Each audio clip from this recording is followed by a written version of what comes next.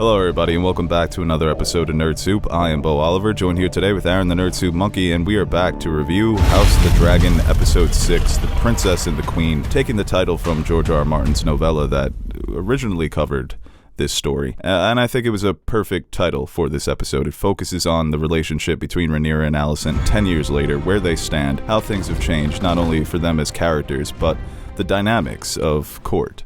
And I thought it was a really, really strong episode. The directing by Miguel Sapochnik, we'll definitely get into that, but some great one-takes, development of the newer characters as it pertains to, characters forming bonds with their dragons and learning about their future responsibilities. All that stuff was really, really strong. But Aaron, what did you think about this episode? No, yeah, it's another great episode, and I feel like every week it keeps just getting better and better and building off the previous weeks, and it's kind of crazy to say that, this is the beginning of, the show now. But yeah, it feels like a premiere episode, right, of sorts. Because it's almost like mid-season break, but there was just no break in between because of the time jump and the character changes. So, and yeah, that's the big thing. I think a lot of people grew attached to Millie Alcock or Emily Carey as their roles as Alicent and Rhaenyra, but I think Emma Darcy and Olivia Cooke both showed that, we can play these characters too very well. And it was such a seamless transition. It took me 2 seconds from the first time I saw them on screen to be like, oh, these are just these are these characters now. Yeah, that's yeah. It. And there was nothing in my head that was confused that this was one character last week and now it's a different character. Well, this was one actor last week and this is a new actor this week. Yeah, and that first scene with Rhaenyra, you get flashbacks to what happened to her mother Emma in the first episode. Right. So you're a bit scared for this character, but I think she captured a lot of the qualities of the younger Rhaenyra, the perseverance, that's really it, just the ability to withstand this. They did a really good job of putting you in her shoes, and especially for someone like me who's a man who's never going to experience that. No, it was a great opening to this iteration of this character, especially with that long take. I think a lot of times when we point out long takes from movies or TV, it's always some kind of cool action sequence, but this was just very much her, pushing through after going through childbirth and having to kind of struggle and make her way up the stairs and just talk with Laena and kind of bridge the gap. It's I think that helps a lot when you're trying to really establish this character of where she is now, just to have that long take and hearing, even if it's just an isolated event or 2 minutes with this character, I think you get a lot out of that scene. Yeah, it's very uncomfortable. Like I said, it's a state we haven't really seen her in. She's obviously going through a tough time here. And then it's Alicent making this first chess move after the 10-year jump, saying, bring the baby to me. Because the whole episode she's trying to convince Viserys that these aren't Rhaenyra's kids. They are Rhaenyra's kids, but they're illegitimate. I mean, obviously characters and Alicent has done, things that make you mad in the past, but her acting like she didn't call her. That was great. Oh my God, Rhaenyra, you should be resting. I hate it. That stuck out to me. It was just being oh God, you suck. It's you clearly requested her. No, don't lie here. But yeah, you see with right away, she wants to inspect the child, and you see later when you get introduced to her other two children that there are cause for concerns when it comes to, is this legitimate child? Not only if you want to talk about skin color, but just hair color. Two people of Valyrian descent with silver hair have 3 dark-haired children. So yeah, she says 1 is a mistake, 3 is an insult. So I don't know if it's necessarily something Rhaenyra and Laenor planned. I feel like it just happened organically. We need to have kids, we need to have heirs, so we'll have 1. I'll have 1 with Harwin. Look, it looks like we've had 2. Oh, now we've got 3. So it's sort of they've been a bit careless and stumbled into this precarious situation where all these rumors are circling, and it gives Alicent the ammo to basically paint her as illegitimate. Yeah, and Alicent gets a couple of good digs in this episode. The way she was like Thanos looking out the window. She turns around, new actress, same vibes, right? Obviously, the way that these characters have changed, they become more hardened, colder, and Alicent more sinister. Like I said, the digs that she gets off on Laena, to say that to the king consort, you guys are doing a horrible job of hiding this. Keep trying and maybe one of them is going to end up like you. And then Viserys comes stumbling on in. Oh, my grandson, he'll make a fine knight one day. Which is why I still feel bad for this guy, because he just wants to be a dad. I know. Just wants to be a grandpa. I do feel terribly for it. I just want to give him a hug and be like, you're a good king. I think that would make his day. Bro, when he's watching, to skip ahead, his grandson sparring, this is how you form lifelong bonds, right, Lionel? He's like, yeah, sure, hopefully. Okay, Viserys. Poor guy he just wants to have fun. Just wants to have a family. Yeah, but and that's his biggest problem. Too much of a people pleaser, man. It's like, oh, he has his father's nose. It's like, okay.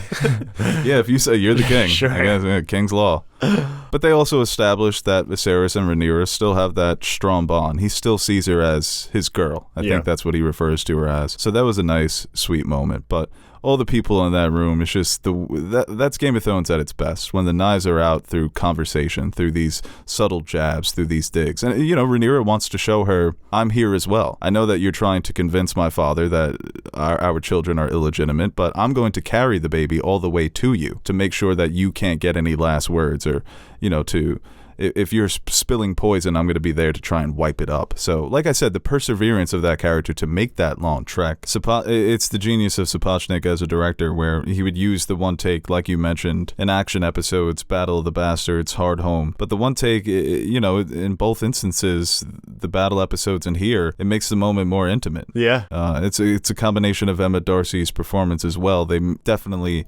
convey the weight and the struggle of every single step, but it's Sapochnik's directing as well to, like I mentioned, put you up close and personal with the experience, having to watch her push through on both instances here. And it's a one-on-one battle between Rhaenyra and Alicent. She's obviously got the support there from Laenor, but it's about her perseverance, being able to get through this and meet Alicent mano a mano, face to face. Like you mentioned, a great reintroduction to their relationship and rivalry. And Laenor is just so clueless. Did it hurt? No, it didn't hurt. No, I'm fine. Look at me. But it's interesting, like, their dynamic now, because obviously as they get into later in the episode, assumedly, like, Rhaenyra has stayed in court because of what Alicent is whispering into her father's ear and how she can manipulate him, and I think she knows that, because Dragonstone is probably the safest place for her right now, especially with the way her children are coming out. I mean, if you're not isolated in your own environment, I don't think that's even that big of an issue, or less people know about it. In court, it's almost like an open secret, because you see the way Alicent, Kristen, Larys, Lionel, like, all have this idea. No one wants to say anything except for Alicent out loud to the king, but I think it's pretty well known that there's something else at play here when it comes to the legitimacy of these children. Dude, she was trying so hard to get Lionel Strong on record. Come on, say it. Plain language, right here. Let's get a couple witnesses in the room. She was trying hard all episode. And the logic that Viserys gives her about the horses, it just proves how blind he is to the people he loves. When he doesn't want to see something, he'll just refuse. So he gives her, like I said, this totally backwards logic of the silver horse and the black horse, and they formed a chestnut horse. It's like, doesn't that kind of prove my point? That I feel like he made an argument against his own daughter. Listen, Alicent, I know you weren't that educated, so high towers, typical dummies. So a little peck on the cheek, go to bed. But and then nice little Eddard reference. Viserys, everything about this character I love. He's got little buddies that help him with his Lego sets. We'll continue in the afternoon, Eddard. He's just so cute. Imagine that just being your job. I bet it's well paying. Oh, this guy's good benefits, 401k. You taught this motherfucker into anything. Vacation time. I want to be the heir. Yeah, what if Eddard just slipping the king? Like, he's shadow controlling the realm. He's the real puppet master here. Yeah. He's lucky Eddard's not more ambitious. And then they leave the room, and obviously Kristen is now guarding the other side. Fucking prick. The way he gives that, like, head nod to Laena, he's such a douchebag. And I wonder if, for some people who aren't as familiar with the source material, if this time jump will be a little jarring. I spoke to some friends, some family members, where they were confused by certain things. So it's definitely easier for us. But I wonder if that will be a thing out there. I think some people were not upset, but would have liked more relationship building, especially between, like, Sir Harwin and Rhaenyra, because really, like, the looks he gave her and some of those moments, like, for us, those are things we can point to and be like, oh, yeah, that's nice. But for casual fans, they probably didn't even really know who Harwin was until this episode. I definitely think there could have been more development there. You're sort of getting the key character moments in their lives. So with Alicent, it seems like for a time things were good between them. Laenor even says, I thought we were past this. So maybe she feels the pressure of Rhaenyra once again having another illegitimate child, that she's just sort of flaunting her privilege like she's untouchable. So maybe that makes her feel sort of like the Alicent in episode 5, where things are starting to close in. She mentions that she doesn't have a lot of allies at court still. It's just creepy-ass Loras. Doesn't have her father. No one's there to be partial to her, as she says. So, yeah, maybe there could have been a better way to establish the Harwin and Rhaenyra relationship, but those looks between them are very effective. The moments I think that he has with his sons, they're not even trying to hide it. You know, it's so easy to pick up on that he views them as his own. I think, too, like, with Alicent, I think there's more. I think they could have done a better job of maybe pointing out that, like, the fact that Rhaenyra has illegitimate children, I don't think that's necessarily what the big deal is for Alicent in terms of, like, just Rhaenyra being with Sir Harwin. I think the implications of that is that if that ever becomes public knowledge, then her kids are probably going to ascend the throne. For her, it has massive implications too. Like, she's got to adjust in that regard. So it's not solely personal gripes, I think, because, like I said, yeah, if someone finds out, then Rhaenyra either probably gets delegitimized as a successor, and then who's next? Fucking Aegon, who's whacking it out the window. Couldn't care less. No care in the world. Right, and that's interesting that the kids seem to be friendly with each other. It was Aegon, Luke, and Jace. I'm going to shorten their names because they did it, picking on Aemon. So they set up this prank where they bring up the pig, and the pig's got wings on it. So they grew up probably like brothers almost. And then it's Alicent sort of putting these ideas in Aegon's head. You know, Aegon's just trying to whack it out the window, as one does, similar to Roman Roy and Homelander. Yeah, I gotta try that. Yeah. People were pointing out that it's the same window that Tommen jumped out of. Yeah. So you gotta watch where you're walking in King's Landing, man. Some things be falling on your head. And he's like, dude, like, I'm just a kid. What the hell? They say Harrenhal's cursed. That window has... I don't know. I don't like that window. And I love how forceful Alicent was in that moment. Doesn't care what he's doing whatsoever. It's not so much about you're bullying your brother, but you're bullying him in public. You could do whatever you want behind closed doors, but there's appearances that you have to keep up. And it's similar to Rhaenyra and Alicent, that they were used as pawns so early in their lives. With Aegon, he has lived his life totally unaware of the potential expectations of his name and a potential claim to the Iron Throne. You know, Jace is the heir. Yeah. I'm just the king's son.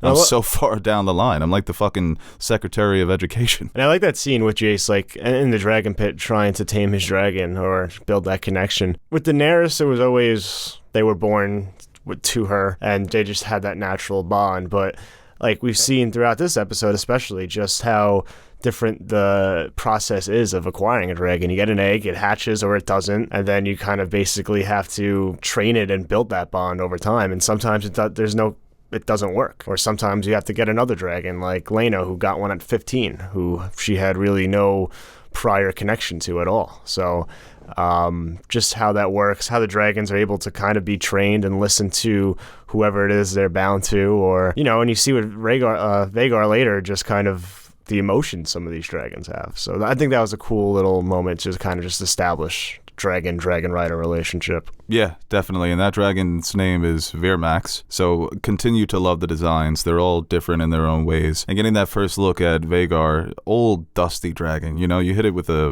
one of those like mats and just dust would fly everywhere, dude. It's part of why I love the design. She looks and feels so old. Her movements are slow and old, and it almost feels like they purposely made her look practical rather than CGI. She kind of reminds me of the old monsters you would see in the Godzilla movies. So everything about the design was perfect. Looks absolutely fucking massive compared to her rider. So I love that design. Definitely feels like a dragon who's been in some battles, who's been around, like a relic come to life almost. But yeah, I mean, and that was mean. I felt bad for him in there. The way that they wrote him in that scene when, like, oh, you don't have a dragon. You're the only one of us without a dragon. Indeed. Why is he a fucking professor? I don't know. That stuck out to me. Yeah, and then he, you know, obviously he's upset, so he goes into the dragon pit, which I thought was a great sequence as well. It looks amazing. The design is really sweet. It adds a sort of mystic quality to King's Landing that wasn't there in the beginning. You know, it all feels like history. You know, you're looking at ancient artifacts, ancient ruins, but now it's come to life. It's almost like seeing the fucking Colosseum come to life or some shit like that. So that was really epic. Some people on Twitter have said that's Dreamfire. Design similar to Drogon. I think in the books that dragon is described as blue in color. Yeah. So maybe big blue Drogon. And people have picked up on some of the dialogue for Helaena about her being a dragon dreamer. So basically she kind of...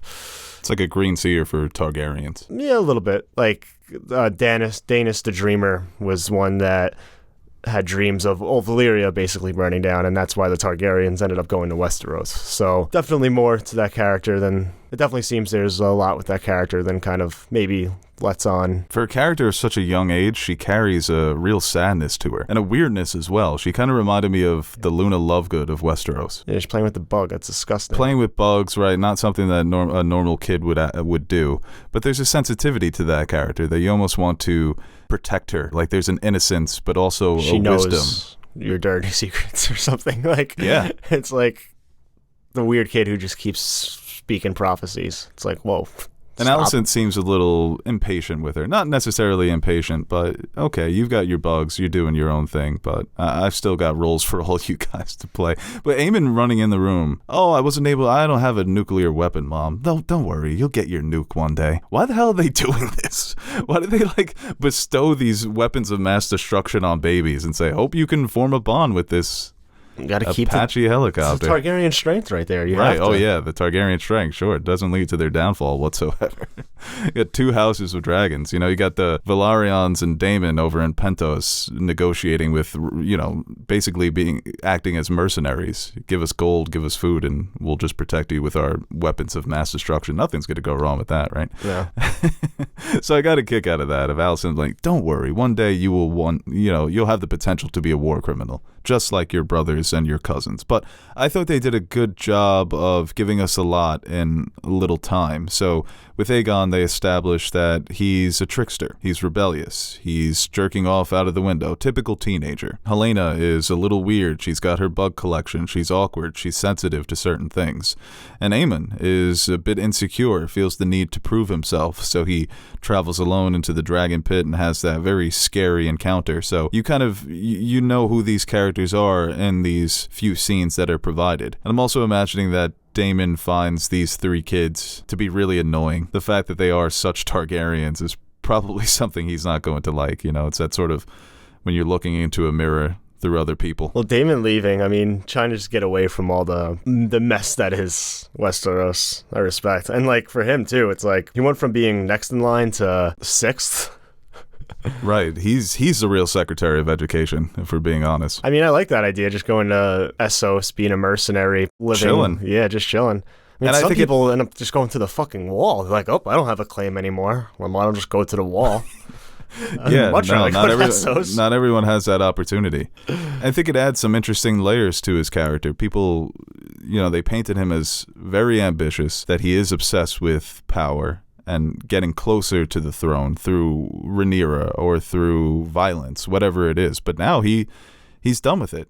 And it's interesting because it's Laena who says, you're better than this. But to do what? He says the politics are suffocating, they're drowning him. Why not just get away from it all and live my life as a bookworm? Like I said, everyone's had this idea of Daemon in their head, and this sort of flips it. And then you have a character like Laenor, nice contrast there, who's been fucking and drinking his way through King's Landing for these last 10 years. That was the deal they made, and now he wants to go out and fight in the Stepstones. War's a brewing. I want to go out in the sea. God, I miss that.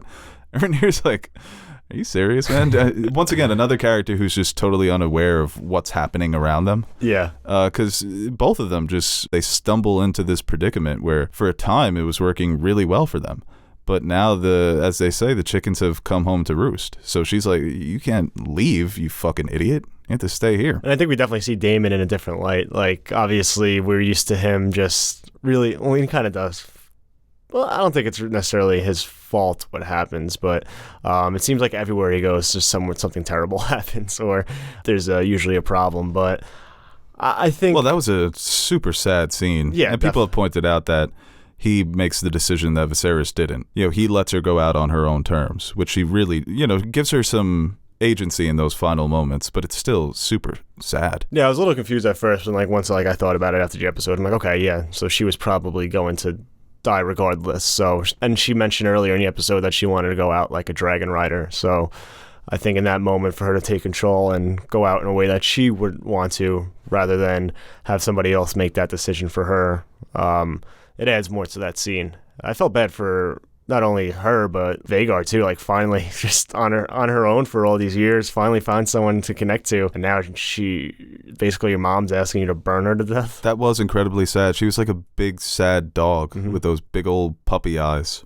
understanding what she's asking for, but not wanting to give in. She said Dracarys? The fire thing? You want me to you? I don't know. She eventually does do it. She honors that final wish. And like you said, she gets to go out in her own sort of blaze of glory there in the end. Which is, I guess, like I said, it's still incredibly tragic for the character. Now Vhagar is once again without a rider. And especially, they set up Vhagar and Caraxes when they're first flying around. They're flirting with each other, shooting the fireballs, having a good time. So maybe that's a relationship that people wanted more development from. I think Daemon definitely respects Laena, but I don't know if he necessarily loves her. He definitely appreciates her, but there was a coldness to him in this episode, especially as it relates to his daughters. People were commenting that they cut out some scenes of him embracing his daughters after their mother's death, so I guess they wanted to establish that sort of detachment he has from his family. That's the one thing that's truly plaguing him is, yeah, he's gotten away from all the bullshit, all the politics, but he's sort of becoming numb to the important things in his life, even though he's found this peaceful happiness. He can't seem to really just lose himself in it. Yeah, it's almost like he keeps telling himself that this is what he wants, but it's not what he wants. Right. Deep down, there's still that adventurer in him. Even when he toasts to Aegon the Conqueror and they say that he spends all his time reading over the past histories of Dragon Lords, he's got a lot of that in him still. So it's always sad, right, when characters are presented with paradise and they just can't. It's like Galadriel jumping off of the boat, swimming across the ocean. Don't know how she did that. Great scene. We mentioned it when they're sparring in the courtyard and Viserys is watching over them. You have a nice little standoff between Criston Cole and Sir Harwin Strong. Criston Cole wondering, why are you taking such an interest in these kids? Is there something more to it? You got to keep your composure there, Harwin.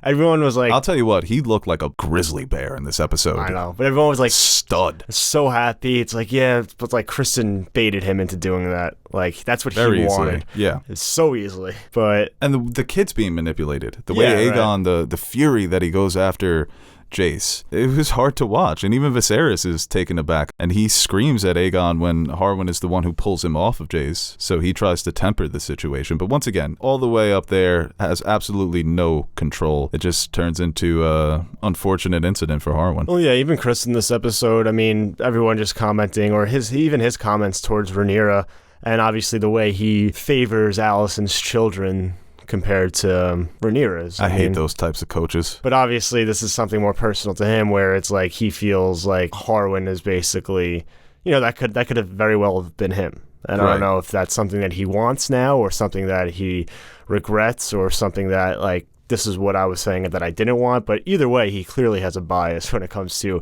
even their children, which is fucked up. But I think Harwin pointing that out and then him just baiting him into having that reaction, furthering, through stories or the witnesses there, that like that really kind of points them into the direction. Like, people probably already had their suspicions, and then you have an outburst like that, can only confirm it for some people. Not for the king. Not for Viserys. Nope.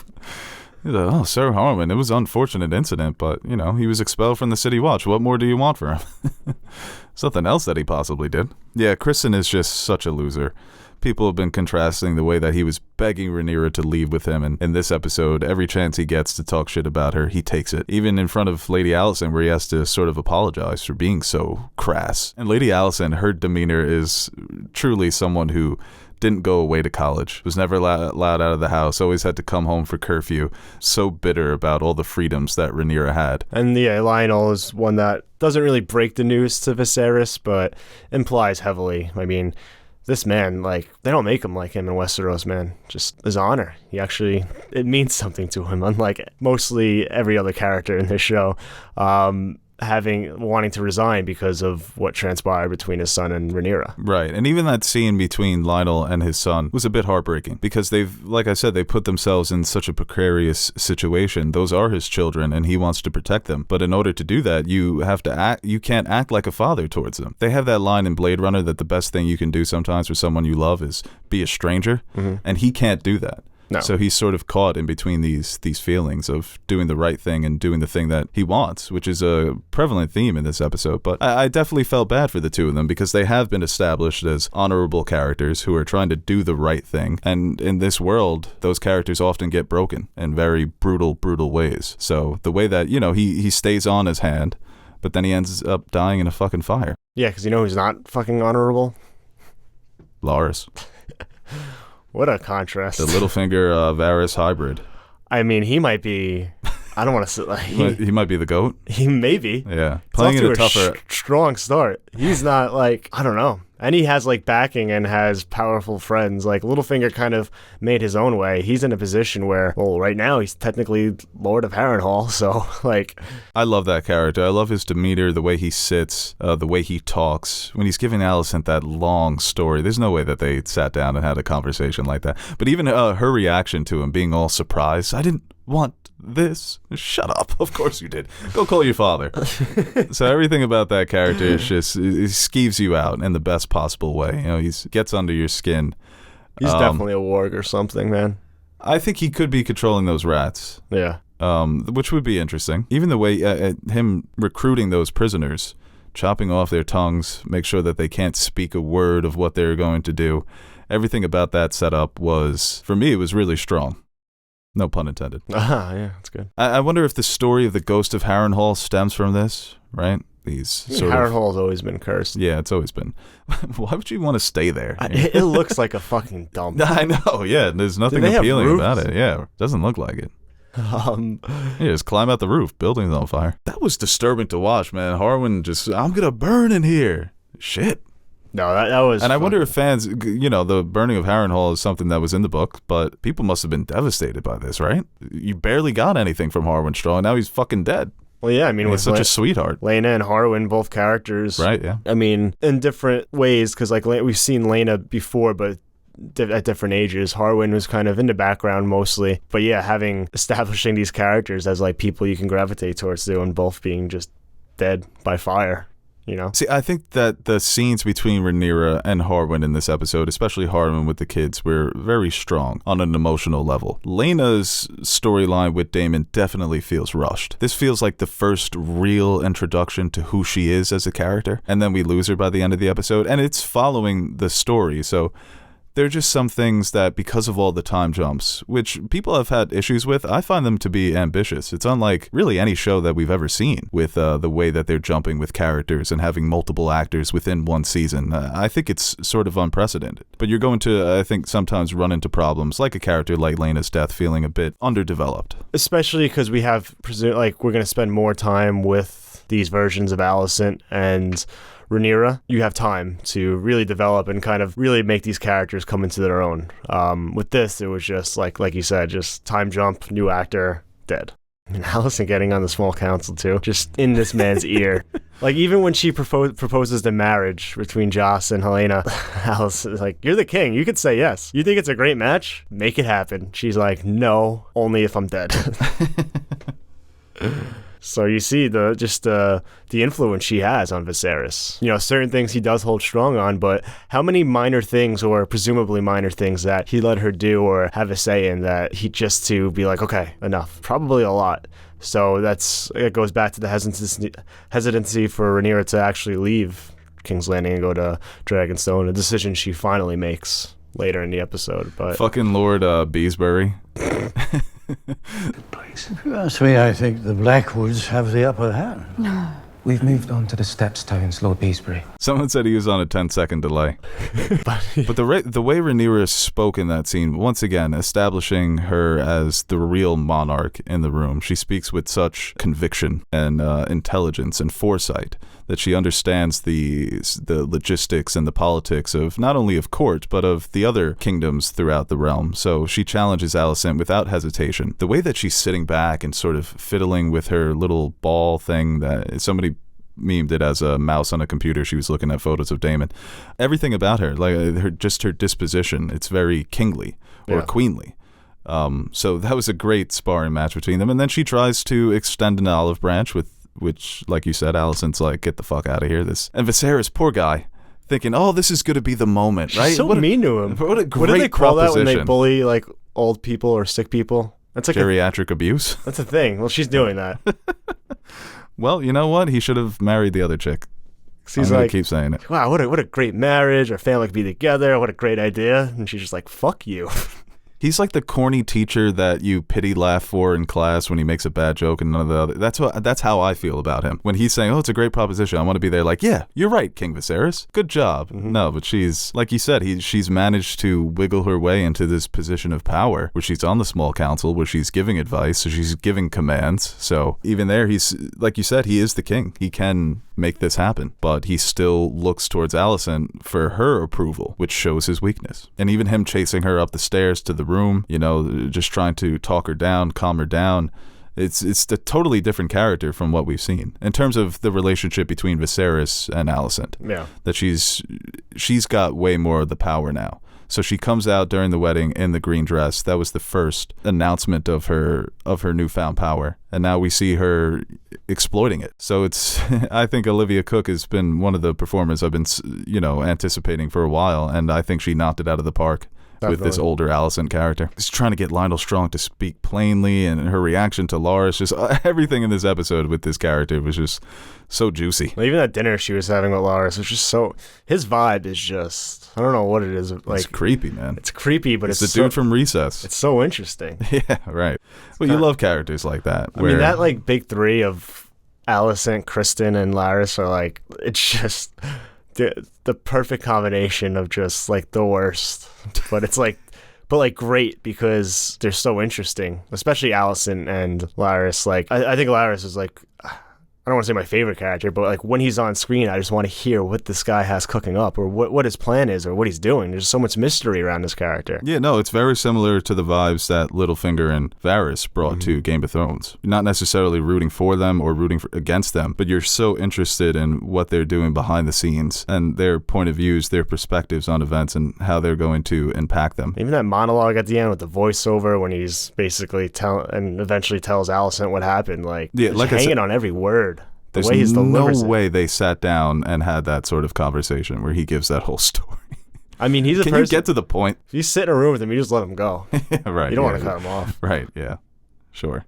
He's an artist. And it was a really emotional scene, that final goodbye between Harwin and his kids. And Jace puts it together that Harwin is his father, and Rhaenyra reassures him what's most important is that you're a Targaryen. So you could still ride the dragons. You still have me on your side. So that's important. And technically, she can legitimize them if she wanted to, if word ever got out. So that's never gone wrong before. But I love the theory. Not yet. Right. And Jace, when Aegon, that's obviously a mismatch, Aegon being older, but Jace doesn't back down from him. So not only does he have the Targaryen blood, but he's got that strong blood as well. So that's a lethal combination. Strongs ain't no pushovers, No. I mean, even when they have weird feet, you still control everything from the shadows. So I think everything as it pertains to Rhaenyra and Harwin and the kids was really strong for just a single episode. So when he makes that promise to him that he will return, whenever a character says, I promise in Game of Thrones, you just know they're going to die. And they're never going to be able to keep that promise. So the final moments between them, it's going to be lasting. It's going to leave a lasting impact on the audience. Yeah, and obviously they do head back to Dragonstone. Like she was like, yeah, you can bring your boyfriend. So Yay. Funny. Yeah, right.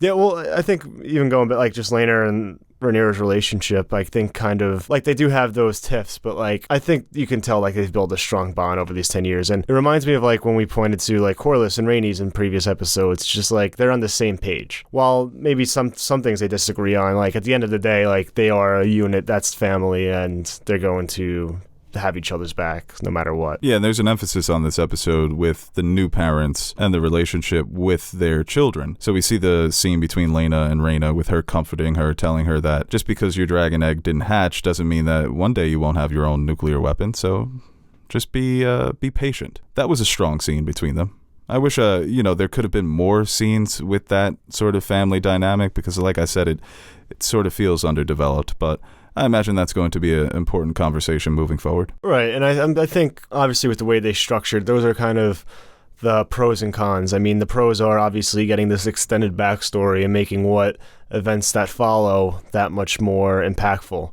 But, the opposite is if you start the story kind of where the dance actually starts, then maybe you could have extended maybe what happens in this episode a couple more episodes and get more of that relationships and those dynamics built with these characters at this stage of their lives. So, I'm kind of happy the way the season's progressing so far. And like I said earlier, going into episodes 7, 8, 9, 10, like, I'm so impressed with what they've been able to do up until this point, and knowing that it's really going to start to cook here is going to be, I think these next few weeks are going to be really something special.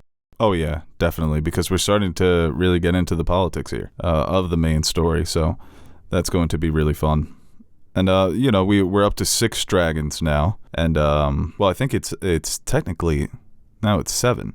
I think the sound design for Vhagar as she's flying, she sounds heavier, even though the animation there looks like a heavier dragon. Like, it takes her, she labors more to move, but there's a power to that. You come head to head with that dragon, and she hits you with a stiff arm. I think all of them, like I mentioned this earlier in the season, they all have these unique qualities that I think I really enjoy and really separates them. And I think even with Vhagar, like, in that moment, the hesitancy, like the emotion shown by the dragon, giving it some personality, I think is something that I really enjoyed. And especially to contrast to the young dragon that we see earlier in the episode. Yeah, definitely. I love my boy Caraxes, the way he was flying in that introduction, got his tail in the water. He's just always having a good time. And the dragons really did a good job matching the personalities of the dragons to their riders. So Laena does sort of have this quality of being wise beyond her years. There's sort of a respect that she carries. So it makes sense that Vhagar would bond with someone like that. Mm-hmm. But this is an episode I'm definitely excited to talk about more on our spoiler discussion when we get Teddy here. I feel like we could just go scene by scene and talk about it for 2 hours. We probably won't do that. But man, this is fun. This second half of the season is going to be an absolutely wild ride, just based on the titles of the episodes. We're in for a really fun time here, so I'm excited. I agree. And it almost seems like just every week something, like, there's the potential for just something major to happen. And I think it's just going to be, like you said, fun to see these last few play out. Alright guys, that does it for this video. Thank you for joining us for this review. For Aaron the Nerd Soup Monkey, I am Beau Oliver. Before we sign off, I want to quickly spotlight our weekly podcast, the Nerd Soup Podcast, published every Wednesday at noon. Every week you could join myself, Aaron, Teddy, and the rest of the Nerd Soup crew as we discuss the hottest stories in movies and TV, equipped with some off-the-cuff commentary on the world of pop culture, while also providing extended reviews for the movies and shows we love. You can subscribe to our podcast channel on YouTube at the Nerd Soup Podcast, which can also be found on our Nerd Soup homepage, and you can listen to episodes on Apple Podcasts, Spotify, Google Podcasts, Amazon Music, and all of the podcasting platforms we publish to. Thank you again for joining us on this review, and we will be back next week to review episode 7.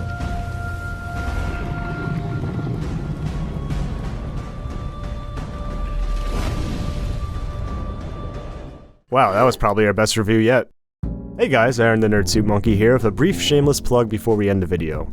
Do you ever feel like you don't have an adequate amount of nerd soup in your life? Like you're going to bed hungry and yearning for the nonsensical yet entertaining nutrients our podcasts provide? Well, we've come up with the perfect solution. The Nerd Soup Fan Question Podcasts, exclusively available to our Patreon supporters. You can sign up now by visiting patreon.com/nerdsoup, and for the price of only $1 per month, you'll receive exclusive access to our weekly podcast, where we answer your questions that don't make it to the main show. And while you're there, you can check out the other rewards we offer to our patrons, like stickers, mugs, t-shirts, behind-the-scenes footage, and appearing in the credits at the end of our videos. And that's exactly what we're going to do right now. Roll the names of the nerds who make Nerd Soup possible. The reason why the crypto crash didn't send our lives spiraling down a black hole of no return. Alright, I'll stop talking so you can listen to this jazzy-ass music while checking if Beau spelt your name wrong in the credits.